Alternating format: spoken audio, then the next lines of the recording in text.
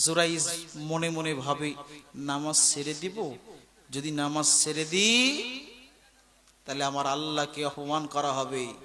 বলেন তো, পিতামাতার ডাক নফল নামাজ ছেড়ে দিয়ে যদি ডাকের সাড়া দেওয়া হয়, এতে কি সওয়াব হয় না গুনাহ হবে? সবাই বলেন না কেন?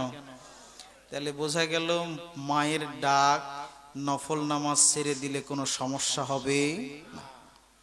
জুরাইজ চিন্তা করে জবাব পরে দেওয়া যাবে, পরে ডাকাও যাবে, সমস্যা নাই, নামাজ পড়ে নি। এই কথা যখন বলেছেন, জুরাইজ নামাজ ছাড়েন নাই।